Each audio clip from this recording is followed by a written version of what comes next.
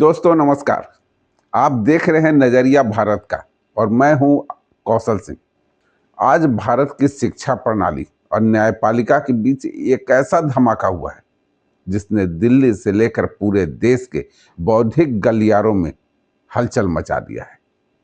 क्या आपने कभी सोचा है कि जिस स्कूल में आप अपने बच्चों के भविष्य बनाने के लिए भेजते हैं, वहां उनकी किताबों के जरिए नफरत और अविश्वास परोसा जा रहा है? क्या आपके बच्चे के बस्ते में रखी किताबें उनके भविष्य को नहीं बल्कि उनके स्वदेश द्रोह की नींव रख रही है? आज सुप्रीम कोर्ट ने वो कर दिया जिसकी कल्पना भी इस अर्बन नक्सलियों ने नहीं सोचा होगा।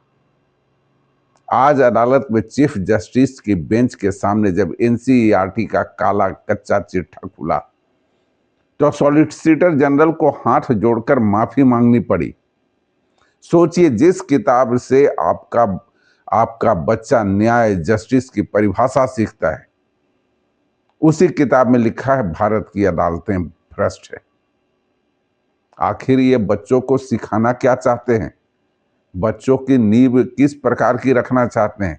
अगर बच्चों को 8वीं क्लास के बच्चों को 13-14 साल के बच्चों को अगर इस प्रकार की शिक्षा देंगे, अगर बेस ऐसा बनाएंगे तो उस पर कैसी इमारत तैयार होगी? बच्चे को मन को ही कुंठित करने का प्रयास किया जा रहा है। 8वीं क्लास का बच्चा जिसे अभी ये भी नहीं पता कि संविधान क्या है, उसे सिखाया जा रहा है कि इस देश का सिस्टम सड़ चुका है। और जब डायरेक्टर से पूछा गया तो उनका अकड़ देखिए, वे इस जस्टिफाई कर रहे हैं इसे। लेकिन खेल सिर्फ किताबों तक नहीं है, खेल आपकी होलिका भी है। 2 और 3 मार्च को पूरा देश रंगों में डूबा रहेगा। परिवार एकजुट होगी, लेकिन सीबीएसई और एनसीईआरटी ने जानबूझकर उन दिनों परीक्षा रख दी है। क्यों? ताकि आपका बच्चा प्रहलाद की गाथा न जान सके, न परिवार के साथ बैठकर समरसता सीख सके।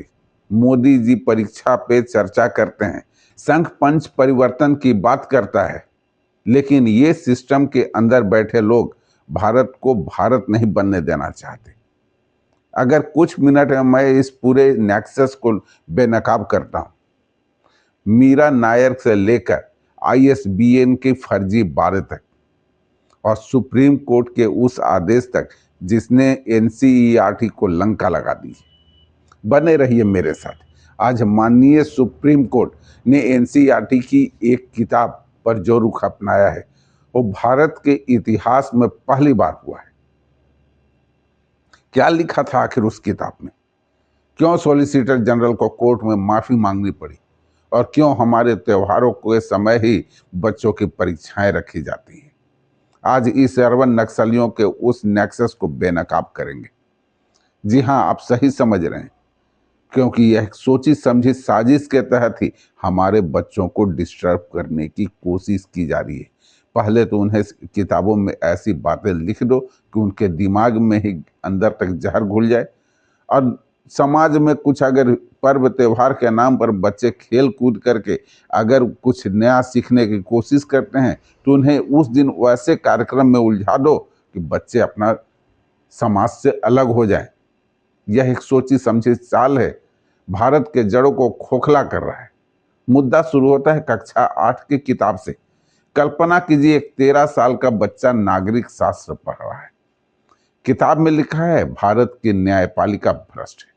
इतना ही नहीं, जजों को करप्शन के मामलों में बढ़ा चढ़ाकर पेश किया गया।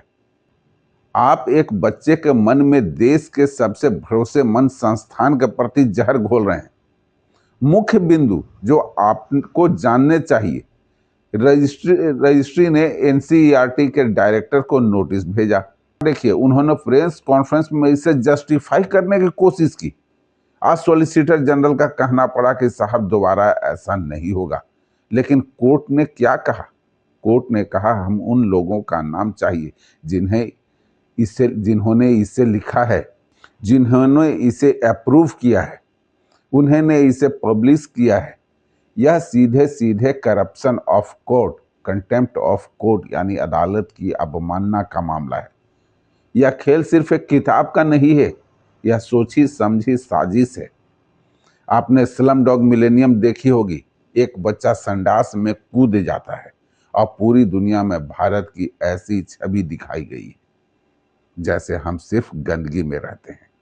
मीरा नायर जैसे लोगों जिन्होंने भारत को हमेशा पिछड़ेपन को ही इंटरनेशनल महोत्सव में बेचा है, वे इस इकोसिस्टम का हिस्सा है। जहां तक कि ISBN international standard book number का खेल भी निराला है। जब हमने 370 के समय सवाल उठाए तो पता चला कि ये कोई सरकारी मोहर नहीं बल्कि इंग्लिश की एक प्राइवेट कंपनी जैसा सिस्टम है जो बस नंबरिंग करती है, लेकिन इसे स्टेटस सिंबल बना दिया गया। मोदी कितनी भी परीक्षा पे चर्चा कर लें, जब तक ये सिस्टम त्योहारों को बोझ बना देगा, बच्चों का तनाव कभी खत्म नहीं होने देगा। संघ अपने 100 साल पूरे करने पर जा रहा है। 10 लाख कार्यक्रम किए जा रहे हैं, लेकिन क्या हम जीत रहे हैं? सिस्टम के अंदर बैठे लोग आज भी 200 साल पुरानी औपनिवेशिक मानसिकता से चल रहे हैं। यह CBSE, NCERT वाले यह तय कर चुके हैं कि वे भारत को भारत नहीं बनने देंगे। जब NCERT का डायरेक्टर कोर्ट के सामने सीना चौड़ा करके कहता है, गलत नैरेटिव डिफेंस करता है, तो समझ जाइए कि जड़ें कितनी गहरी हैं। ये एरोगेंस ऑफ इंस्टीट्यूशन है। ये वही लोग हैं जो संविधान के नाम पर संविधान के संस्थाओं को गाली देते हैं। ये वही लोग हैं कि हाथ में संविधान लेकर रोड पर, सड़कों पर आग लगाने का काम करते हैं। ये वही लोग हैं कि भारत के भीतर एक ऐसा अद्भुत औपनिवेशिक तंत्र बनाकर काम कर रहा है जिसका उद्देश्य भारत को अगली पीढ़ी के मानस में भारत के विरुद्ध खड़ा करना है। सुप्रीम कोर्ट ने आज जो कड़ा रुख अपनाया है वह केवल एक किताब के कुछ पन्नों को हटाने का आदेश नहीं है, बल्कि उन मानसिकता पर चोट है जो 200 वर्षों से चली आ रही है। आखिर ये लोग सोच करके क्या करते हैं और कैसे ऐसा कर लेते हैं जिसमें देश की जमीन को ही चोट पहुंचाया जाता है, देश की विरासत को ही चोट पहुंचाया जाता है। बच्चे हमारे इस देश का धरोहर है, हमारे देश का भविष्य है। उन बच्चों के दिमाग में ऐसी जहर घोलने का कैसे काम कर सकते हैं? सुप्रीम कोर्ट इसी को देखकर आश्चर्यचकित है।